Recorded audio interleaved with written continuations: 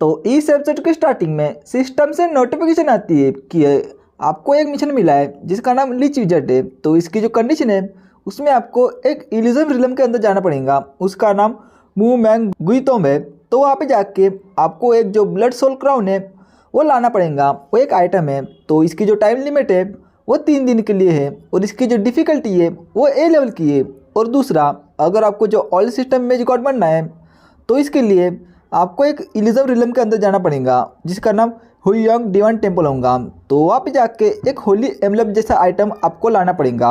इसका भी time limit 3 दिन के लिए होगा और इसकी जो डिफ़िकल्टी है वो एस लेवल की होगी। निंगफैंग बोलता है कि वाह यार, मुझे दो ऑप्शन मिले हैं, तो जो ऑल सिस्टम में गॉड है ना वो तो मुझे कूल लग रहा है, तो मैं तो उसे चूज़ करूँगा और उसे चूज़ कर लेता है। फिर सिस्टम से नोटिफिकेशन आती है कि आपने मिशन को एक्सेप्ट किया है, तो सबसे पहले आप चेक कर लो।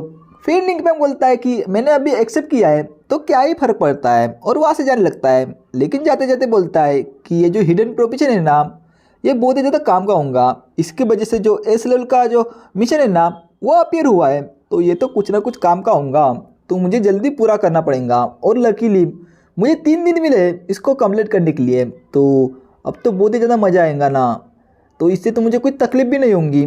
और वहाँ से चला जाता है। फिर जो एक औरत है वो बोलती है कि गुड बाय सर। निंगफैंग भी बोलता है कि हाँ ठीक है मैं जा रहा हूँ, लेकिन सोचने लगता है और वो बोलता है ये औरत वो तो नहीं है ना, इसने चश्मा नहीं पहना, यानी कि वो अलग औरत है, तो मुझे नहीं पता वो कहाँ चली गई।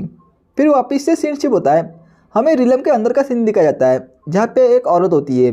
पीछे वाला एक बंदा बोलता है कि ये औरत तो सॉलिटरी शैडो की एक मेंबर है ना, मैंने पहले कभी नहीं देखी, लेकिन इसके जो कपड़े हैं ना वो हमारे कपड़े से बहुत ही ज़्यादा अलग लग रहे हैं। वो बोलता है कि अबे तू चुपचाप रहे, अगर तू कुछ भी बोला ना तो तू मारा भी जा सकता है, क्योंकि इस ऑर्गेनाइजेशन की जो एग्जिस्टेंस है ना वो एक सीक्रेट है, तो तू चुपचाप रहे। और बाकी के लोग कहते हैं कि ये जो सॉलिटरी शैडो मेंबर की जो एबिलिटी है ना वो बहुत ज़्यादा रेयर है, और इनका जो हिडन प्रोफेशन है ना वो डार्कनेस की पावर को कंट्रोल करने की यानी कि इस्तेमाल करने की इजाज़त देता है, वो भी कॉम्बैक्ट में।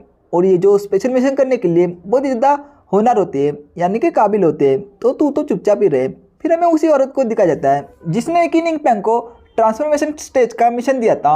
वो बोलती है कि शिट यार, मेरा सर दर्द कर रहा है, ऐसा लग रहा है कि वो जो डार्कनेस की पावर है ना वो बहुत ही ज़्यादा पावरफुल है, और उसकी पावर तो लगभग मेरे शरीर से निकल चुकी है, लेकिन फिर भी बची कुछ पावर मुझे तकलीफ दे रही है, तो मुझे जल्दी इससे छुटकारा पाना पड़ेगा। और वो वहाँ से जाने लगती है। और बाकी के जो बंदे यानी कि पिछले 2 बंदे बोलते हैं कि हमें यहाँ पे कुछ भी नहीं मिला, यानी कि कुछ भी सबूत नहीं मिला, और जो मुजरिम है ना वो यहाँ से चला गया है और वो यहाँ से तबाही करके भाग चुका है, लेकिन उसने ये सब किया क्यों होगा।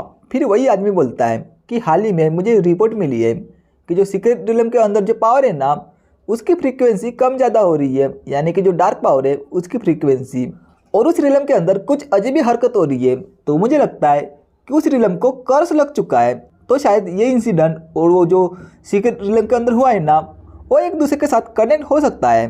फिर वो औरत बोलती है कि यह कहना बहुत ही ज़्यादा मुश्किल है, तो इसलिए मुझे अपने सीनियर के साथ बात करनी पड़ेगी और यहाँ पे जो मैन पावर है ना वो बढ़ानी पड़ेगी। वो आदमी बोलता है यहाँ तक कि जो सॉलिटरी शैडोइंग का जो कॉन्ग लॉ है ना उसको भी इसमें दिक्कत आ रही है, तो मुझे नहीं पता कि यहाँ पे और क्या क्या होने वाला है। वहाँ पे एक चश्मा वाला बंदा होता है, वो बोलता है मैं तुमसे कुछ पूछ सकता हूँ क्या, यहाँ पे जो तबाही हुई है ना और जिसने मैं की है क्या मैं उसको मास्टर की तरह कंसिडर करूँ क्या। फिर वो औरत बोलती है तुम्हारे कहने का क्या मतलब है कि वो बंदा जिसने भी ये सब किया होगा वो मेरी तरफ एक म्यूटेटेड है, तो बोलो तुम्हारा इस पर क्या कहना है। वो बोलता है कि मुझे माफ़ करना, मेरा ये कहने का मतलब नहीं था। फिर वो बोलती है कि यहाँ पे जो खतरा है ना वो बहुत ही ज़्यादा बड़ा है, और इसको कंट्रोल करना यानी कि किंग लेवल की पावर को कंट्रोल करना और साथ ही में जो डार्कनेस की पावर है उसको भी कंट्रोल करना एक इंसान की बस की बात ही नहीं है। अगर कोई ये करने की कोशिश करेगा तो उसकी पूरी जो बॉडी है ना वो फट जाएंगी, ब्लास्ट हो जाएंगी, तो मुझे नहीं लगता कि वो एक इंसान होगा। फिर वही चश्मा वाला आदमी बोलता है कि इसका मतलब वो बहुत ही ज़्यादा पावरफुल है, और जो मास्टर है ना वो हमारी सिटी के अंदर छुपा हुआ है, तो इसका मतलब जब भी वो बाहर आएगा तो तब हमारी जो पूरी सिटी है वो तबाह हो जाएंगी, तो मुझे नहीं पता कि अभी क्या करना है। फिर वो औरत बोलती है कि हाँ तुमने सही कहा, वो जो डार्कनेस की जो पावर है वो हमारी सिटी में छुपी है, तो वो जो बंदा है ना वो अंधेरे में ही छुपा रहता है, और जितना जल्दी हो सके उतना जल्दी हमें उसको ढूंढना पड़ेगा।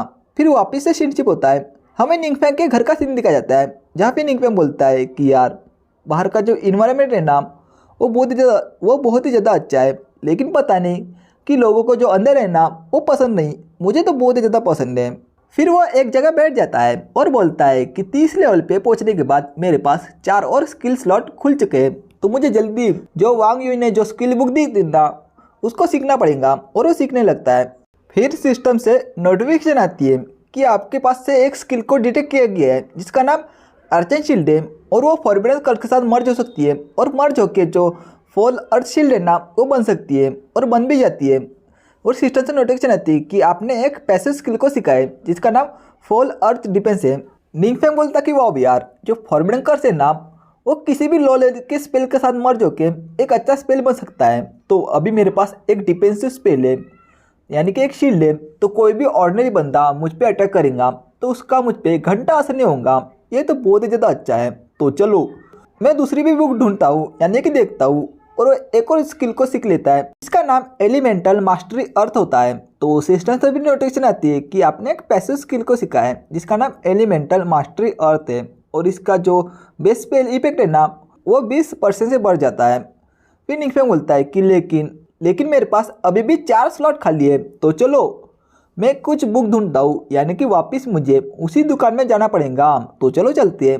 और वो उसी दुकान में चला जाता है। फिर पीछे से एक औरत होती है, यानी कि वही औरत होती है जिसने कि स्टार्टिंग में निंगफेंग को इग्नोर किया था, और वो औरत भी निंगफेंग को पहचान जाती है। वो बोलती कि ये तो पिछली बार वाला बंदा है ना, तो इस बार मुझे इसको पकड़ना पड़ेगा ताकि जो कमीशन है ना वो पूरी की पूरी मेरी हो सके। और इसके पास आती है। वो बोलती है कि मिस्टर निंगफेंग चलो आज मैं आपको घुमाती हूँ। लेकिन निंगफेंग बोलता है कि हेलो, लेकिन मैं जो मिस यांग है ना उसको ढूंढ रहा हूँ। वो औरत बोलती है कि लेकिन जो यांगजिंग है ना वो दूसरे कस्टमर के साथ बिजी है, तो आज के लिए मैं आपको कंपनी दूंगी। लेकिन निंगफेंग बोलता है कि नहीं, इसकी कोई भी ज़रूरत नहीं है, मैं खुद से ही आवा घूम लूँगा।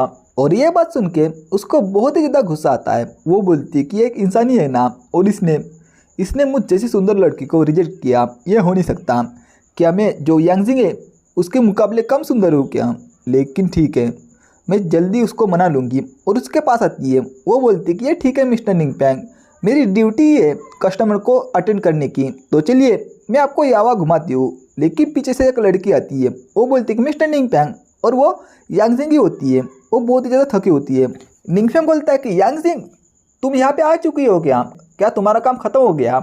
वो बोलती कि नहीं, मैं तो बस खाना खा रही थी, लेकिन मेरी जो दोस्त है ना उसने बताया कि आप यहाँ पे आए हो, तो मैं बहुत ही जल्दी में आपसे मिलने के लिए यहाँ पे आई हूँ। निंगफेंग बोलता है कि मुझको माफ़ करना, मैंने तुम्हें खाने के वक्त डिस्टर्ब किया है, तो चलो तो इसके बदले आज का खाना मैं तुम्हें खिलाऊंगा।